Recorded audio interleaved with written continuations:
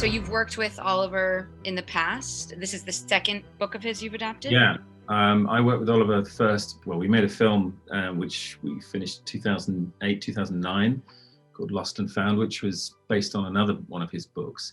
And I mean, we've been trying to do something together ever since. We have done quite a bit of other projects. We did a whole bunch of things for charity Red and the One Org and one or two other things, but they're quite small or quite specific to certain things. He does this thing out of the blue. He just sends me what he's working on, and he always does it when I'm about to start something else. And I was set up to do another project, and the sort of the early stages of this book came through, and we did just drop everything. And myself and my producer Sue Goff and said, we really need to do something with this. We weren't quite sure what at the time, but it gradually became, I mean, the film it became largely because of the involvement of Apple, who made it happen. I mean, the problem with a lot of short films is, how do you finance them? Where do you go? You know, is this a 10-minute film? Is this a feature? What are we trying to do with this? And Apple kind of provided the reason to make it. They had Earth Day, which they wanted to mark in some way. They wanted a family film in some way. They saw the book, they saw the kind of the treatment we had, and you know, it kind of snowballed from there. So when you work with Oliver, how do you visually, how do you approach sort of preserving his visual style and then, you know, adapting it to the screen? I mean, that's just, I'm glad you said that, because that's one of the most interesting things about working with Oliver. He's a very, very eclectic artist. Him and I shared a similar sentiment when we started Lost and Found, which was the previous film, which was why do we just want to make the book move? You know, the book is beautiful, it exists, it doesn't really just need to kind of animate for the sake of it. And we wanted to think about what we could bring that people hadn't seen, or could we develop it in some way? And when we made Lost and Found, that's what we did. We added a lot to the story. We changed the look of everything. But Oliver remained involved as an artist. I mean, a lot of his artwork is in the film, and that's true of Here We Are as well. So a lot of Oliver's artwork in the film. I mean, most notably at the beginning with the book that the father is reading to his baby, that all those illustrations are from Oliver. And I mean, he just kept reinventing himself and adding new things that he didn't put in the book, for example, you know, ended up in the film. And because the book is essentially non-fiction, it's a sort of early learning non-fiction book, words of advice from a parent to a child, because we didn't have a strong simple narrative in the book just to translate. We were kind of liberated into doing something completely different.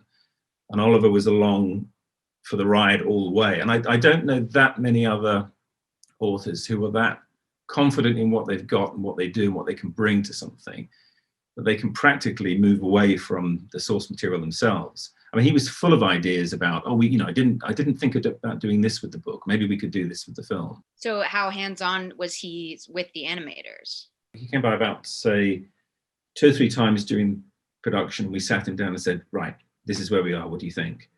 And but then towards the end, we stopped showing him stuff, so that when we premiered the film, that was the first time he'd seen it pretty much in color and with all the final sound and music and everything.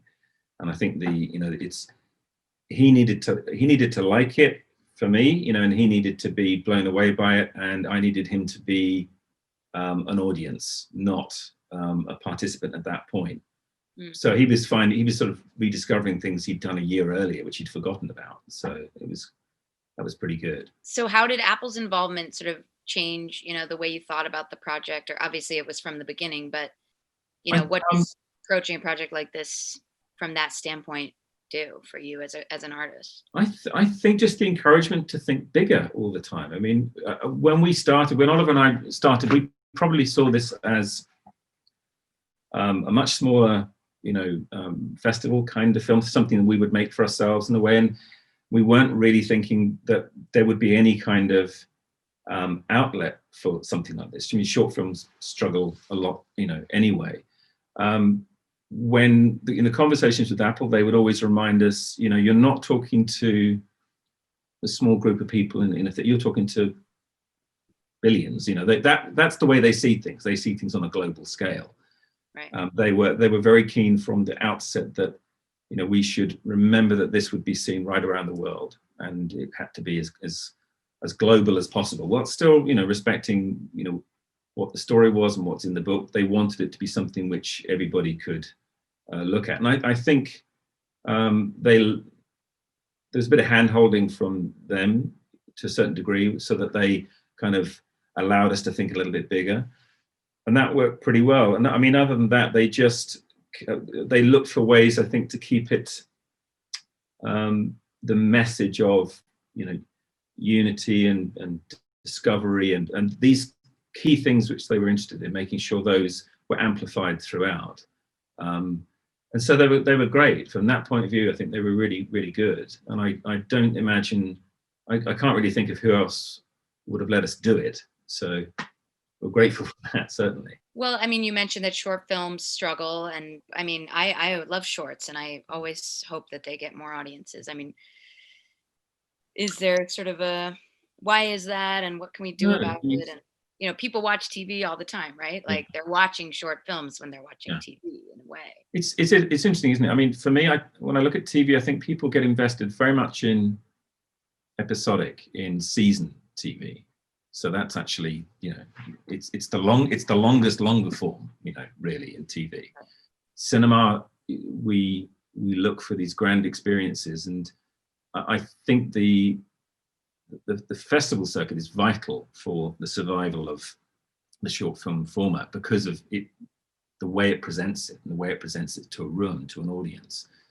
But it's interesting that, I see most of my short films now for my sins on Vimeo, and and I just fall down a rabbit hole on YouTube and Vimeo, and the quality's good, and I throw it up on a big screen, and I sort of forget what I'm watching, and I also throw stuff up on a projector at home, just on a wall, and I feel that thanks to that, short films have never been stronger.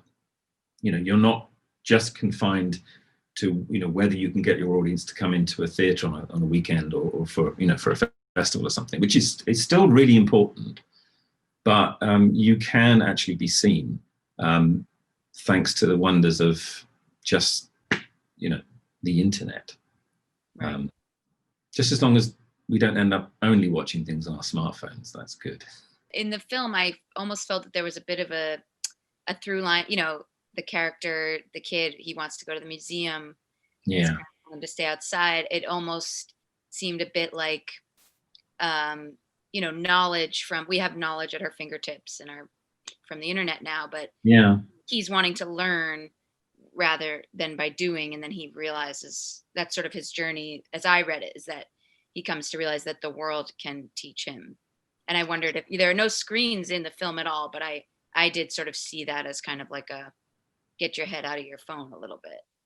Finn's search for knowledge is really based upon everything out there rather than everything here.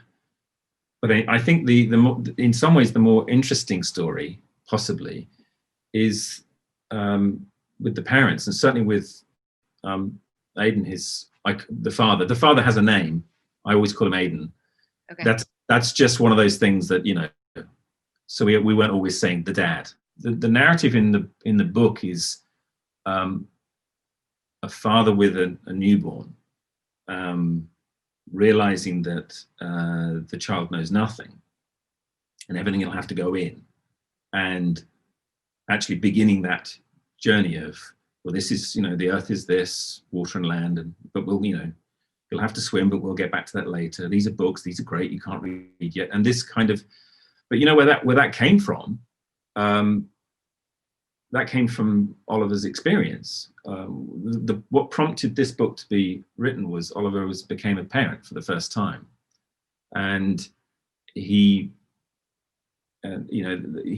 had that experience, which I think a lot of people have, which is, they send you home from the hospital, and you both walk in, the door shuts, and you realize, this is on us now. We've got to do everything. And he has this the character has this existential crisis about the world and how we're going to teach this kid everything. And the mother kind of, she does this a couple of times in the film. She kind of just puts two together and steps back, just right. Let's just, calm down, take a breath and see. And that thing of the father walking around and explaining the flat, the world to the baby, to a baby, their world is the room they live in, or maybe the 3 or 4 rooms that they live in for the first months of their life. And Oliver found himself on the first night walking around his apartment in Brooklyn, explaining what a stove was, explaining what a bath was, explaining what a book was, as a way of just, and that carried on and carried on. He realized, there's something going on here, and he just ended up writing down notes explaining what cats were, explaining what those metal things on the bridge with the lights were. They're cars, and people get in them and go places, and that's became the book. So that became the springboard to the film. To go on what you're saying, I mean, how do you, and bring it to the film, how do you think about, making media for kids? You're doing, when you're making a short film for a kid, you're doing essentially what Oliver is doing in that moment, explaining to his baby. How do you approach them as an audience? Weirdly, I don't I try not to think of them as children. I just think of them as me. I'm not a big fan of the see it, say it school of children's TV. I think kids are incredibly smart. Well, it's where, we've always just got to be saying what you're showing. I think you can show things and kids get things. I mean, in Lost and Found, for example, we had a giant octopus turn up at one point. I've just ruined the film for you, but we have a giant octopus turn up, and it's kind of threatening almost. And in a cinema, especially of young kids, there's definitely a ripple of kind of like, oh my goodness. Yeah. But then there's such a relief when the octopus turns out to be a benevolent figure. And it's a series of things that, by putting your characters in jeopardy sometimes, children feel closer to them, and they kind of identify with those feelings of mild peril, should we call it, and then reassurance. I have this poster at home in my hallway, which is an artwork by a typographic artist friend of mine, Anthony Burrell. I've had it for years and years, 20 odd years. And it's, everyone knows this, I think. It's work hard and be nice to people. And I made sure my kids read that every day before they left the house. And so far they've turned out okay. I mean, one's 15, one's 20. So I'm not saying it's the poster that did that, but it's the simplicity of those kind of messages, which I think are really important. And they're really important that we keep saying it over and over again, so that the messages we are giving to children need to be simple, universal, but ultimately, they're just about kindness and doing right, I suppose. And I think this film has a few messages weaving in and out. What would you say are the main messages? Certainly, looking at our world as the precious place it is, and recognizing that from an early age and trying to carry that with you, I suppose. And also, although you're tiny, although you're infinitesimal in the universe, you have a place. You're not alone, and everyone's in the same position as you are. There's that kind of Carl Sagan optimism, which I think it's very evident in the film, certainly in the beginning and the end. There's that kind of, where are we in space? Where is the world? And I like that aspect of the film that looks at our world in the simplest of terms and just says, isn't it great? Let's look after it. I want to talk about, you had an amazing voice cast for this. How was it working with them? And did you work in person with them, or you said everything was done before lockdown, it sounds like? Yeah, but the cast were all, true to the film, they were all around the planet. Mm-hmm. So the first cast member, that was, certainly Oliver and I had in mind was Chris O'Dowd, who plays the father, and I suppose he's that kind of. He is again another stand-in for Oliver, and so we couldn't really see past him. So thank goodness he said yes. He clearly was not busy that week, or something. And the same with Ruth. Ruth is really interesting to cast because she came to my attention through a couple of interviews I saw her where she wasn't such. I knew her on various shows and things that she'd done, and I think the last thing I saw her in before we cast was her role in, I think it was Ad Astra. But it was a couple of interviews she did where I just thought she came across as so kind of. She has a dry wit, and yet she's really calm. And I thought that's exactly, what we've written. This is who we've written. I will say that I had no idea how we were going to cast Finn. That freaked me out for a while. So Apple came to the rescue there with a list of names, and as soon as they said Jacob, I remembered him in room and thought, oh yes, please, if that's possible, please tell me he's not too old.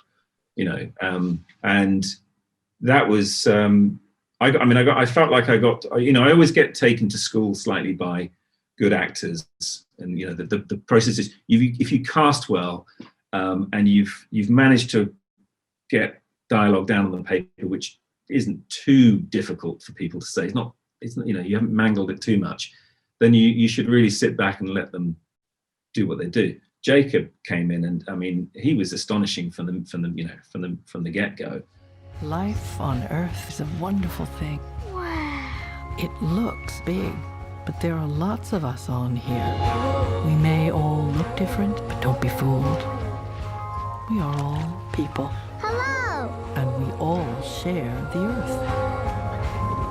Meryl was the last to come on board, and originally, way back when we were still thinking, do we want this narrator figure? Do we not? At the beginning and end of the film, it was that was in and out for a while, and it was only really because of the voice we wanted for the Earth exhibit that we thought, actually, no, that's perfect. That the voice for that is the voice of the Earth or something. Yeah.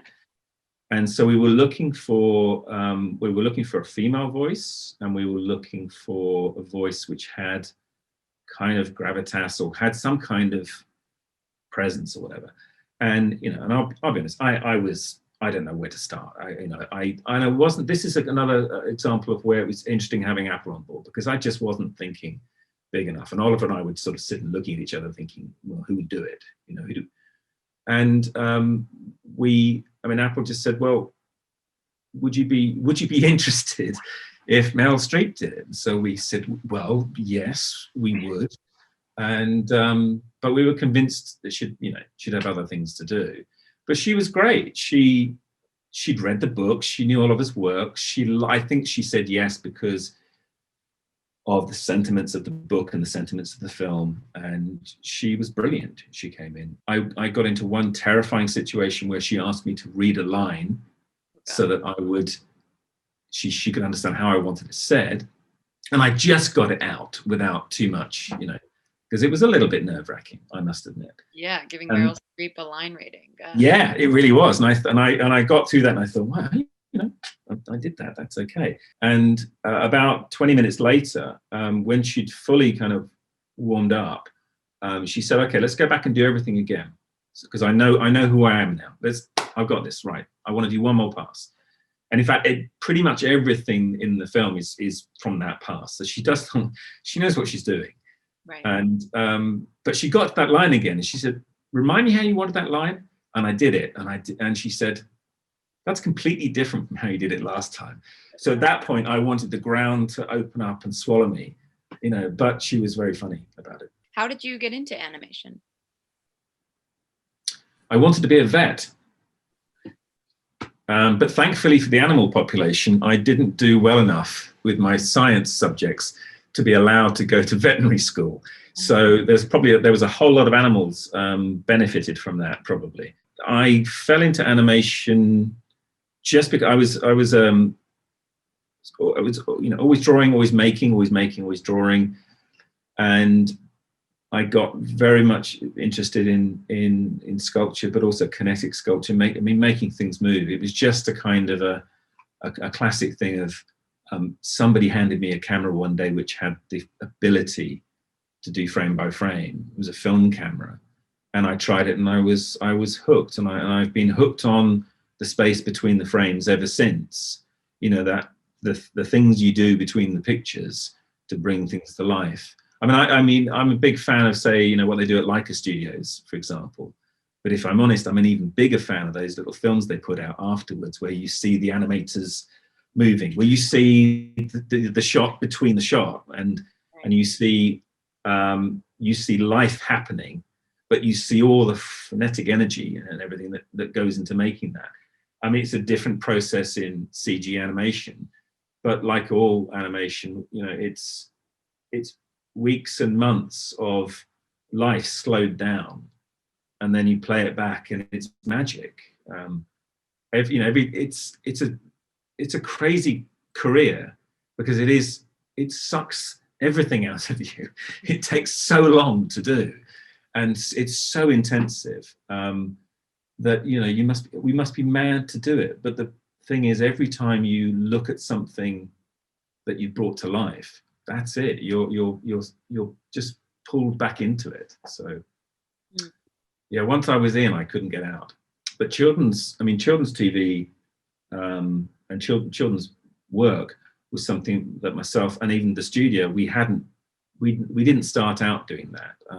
The first children's thing I did was with Oliver, was Lost and Found, and that was real. I just hadn't occurred to me to do it, and then the opportunity arose, and I went, oh yeah, this looks really like fun.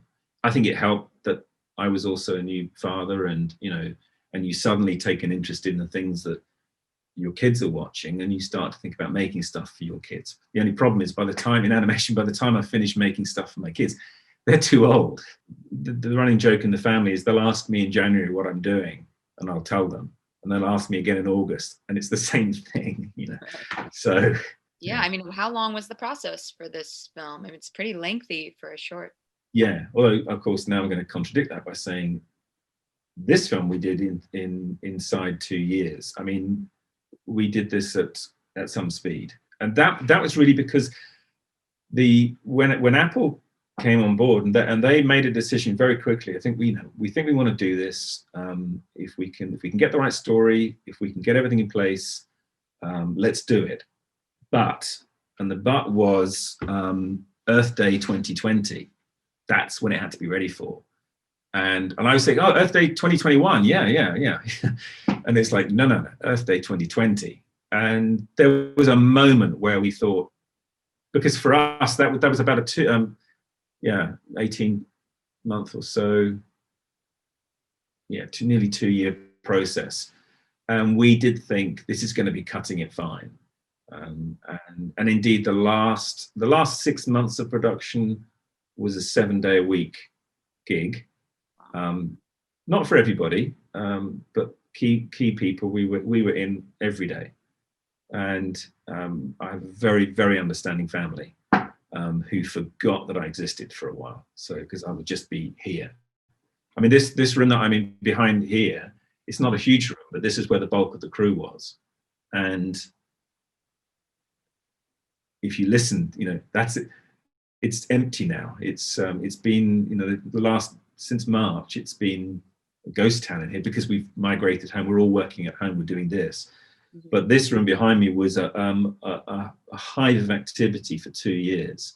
And everyone squashed in. I mean, in this little area I'm in here, I had, I think, 5 people. And we, thankfully, I think, good production management, good producing, good production. I'm hopeless at knowing whether something's going to be ready in time, and I freak out at some point and say it's never going to be ready. And what they tend to do then is to say, take it one step at a time. Focus on one thing. And I had this list for the last, I think the last year. Beverly, our production manager, she gave me this list every morning of what I was doing from 9 a.m. to 7 p.m. every day in half-hour increments. And all I had to do was keep following that and try not to panic when things were overrunning and kind of pull things.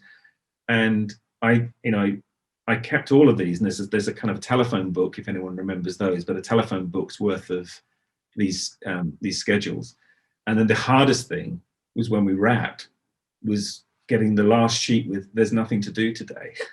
Right. And I haven't had one since. And I feel like this addict who's had gone through this withdrawal symptoms. I miss my daily schedule. So. And was this? I mean, were you not working on your TV show at the same time, or? I know in the studio that there's upwards of 50 odd people in the studio. The direction of the TV show, Grant, he's still plowing through with that. During the production of Here We Are, we continued with everything else we made, commercials, title sequences. I mean, I think it's always interesting when I talk about the studio. I can sort of say, well, look, here's this preschool kids show we do about a very big dog called Hey Dougie, and then there's all this other, and then we just did a title sequence for Ridley Scott for Raised by Wolves, and prior to that we did a load of animation inserts for a drama called Black Earth Rising, which Steve Small did, which is dealing with the Rwandan genocide. So it's pretty broad. I mean, somewhere in the middle towards this end is something like Here We Are. Mm-hmm. But it's a fairly it's a very diverse output from the studio. It's quite difficult to categorize. Well, what is your ideal takeaway? What do you hope kids take away from the film? Be kind, be nice, go outside, look at a tree, be interested, be interested in everyone around you. The world's a fascinating place. I mean, I looked at the film. I hadn't seen the film for a little while, and I watched it the other day, and there's a lot in it. There's a lot of things we packed into it. I mean, that's partly due to the book. If you get your hands on the book and you look through, and every page is, I mean, it really is the précis of a précis of life on Earth. And so we had to kind of get as many different things in as possible. But I was just struck when I was watching it, thinking it'd be really nice. I'd like to stay on this bit a little bit longer, or just visited this bit a little bit longer. And I would like kids to, I would like them to have their attention completely caught by the film, and for them to think about it when they're doing all, some of those things. Well, the film is so beautiful, Philip, and congratulations. The work and the thoughtfulness and your spirit is so apparent in it, and Oliver's as well. Oh, thank you so much. It's nice to talk about it again. I appreciate the chance. I appreciate the interest. So, and greetings from the entire crew to you. And I'm sure if Oliver was here, he'd say the same. So.